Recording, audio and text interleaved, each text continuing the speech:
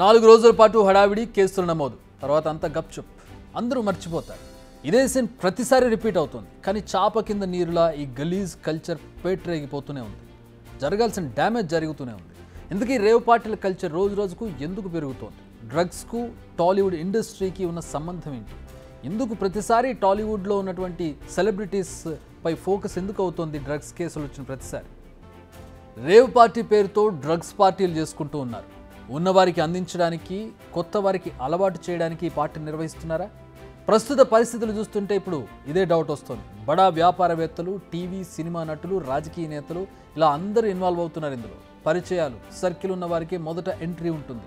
మొదట హైదరాబాద్ సరౌండింగ్స్లో మాత్రమే జరిగారు. మరి పోలీసులు నజర్ పెరిగిందనో లేక కొత్త ప్లేస్ అయితే బాగుంటుందనో ఇప్పుడు ఇతర స్టేట్స్కి కూడా విస్తరించారు. కానీ ఎక్కడ రైడ్ అయినా దొరికిన వాళ్ళలో మన తెలుగు వాళ్ళు, ప్రధానంగా టాలీవుడ్ సెలబ్రిటీస్, రాజకీయ నాయకుల రిలేటివ్స్ పిల్లలు ఉండడం ఇక్కడ మనకి కామన్గా కనపడుతూ ఉంటుంది.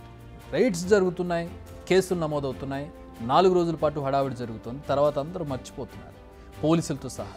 కాదంటే ఒకసారి గుర్తు చేసుకోండి, గతంలో టాలీవుడ్ డ్రగ్స్ కేసు జరిగింది. విచారణకు వరుసపెట్టి హాజరైన ఇండస్ట్రీ పెద్దలంతా. చాలా హడావిడి జరిగింది. ఆ తర్వాత ఏమైంది? ఏమీ కాలేదు.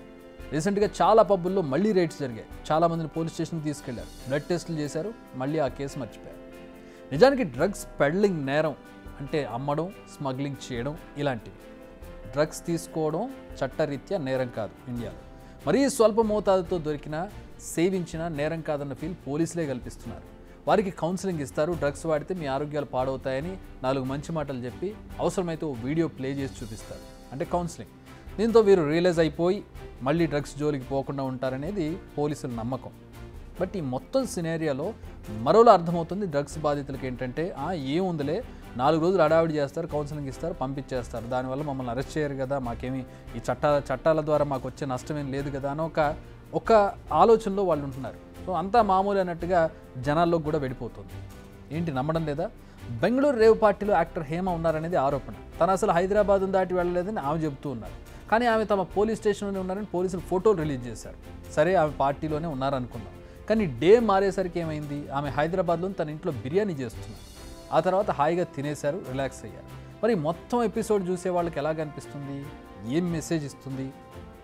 ఇప్పటికని హడావుడిని పక్కన పెట్టి ఆ పార్టీలోకి అసలు డ్రగ్స్ ఎక్కడి నుంచి వచ్చాయి, ఎవరు తీసుకొచ్చారు, తీసుకొచ్చిన వారికి అమ్మింది ఎవరు, ఇలా వారి నెట్వర్క్ను బ్రేక్ చేయాలి, రూట్స్ను కనిపెట్టాలి. అప్పుడే సొసైటీ నుంచి డ్రగ్స్ను నామరూపాలు లేకుండా తీయొచ్చు, డ్రగ్స్ రహిత సమాజాన్ని రూపొందించవచ్చు.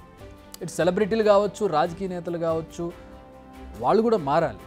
సొసైటీలో చాలామందిని ఇన్ఫ్లుయెన్స్ చేయగలరు ఈ సెలబ్రిటీలు, రాజకీయ నాయకులు. మీరే ఇలాంటి పనికి మాలిన పనులు చేస్తుంటే విషయం మీరు ఊహించినంత వేగంగా ప్రజల్లోకి వెళుతుంది, చర్చ నడుస్తుంది, అనేక అనర్థాలకు కారణమవుతుంది. సో ఇప్పటికైనా కాస్త బుద్ధెరిగి మసులుకోవడం బెటర్. జరగాల్సిన నష్టం జరిగాక మాకేం సంబంధం లేదు అనే డైవర్షన్ పంచాయతీలు పెట్టుకోకుండా అసలు ముందు నుంచి ఇలాంటి గలీజ్ దందాలకు దూరంగా ఉండడం బెటర్ అంటోంది బిగ్ టీవీ.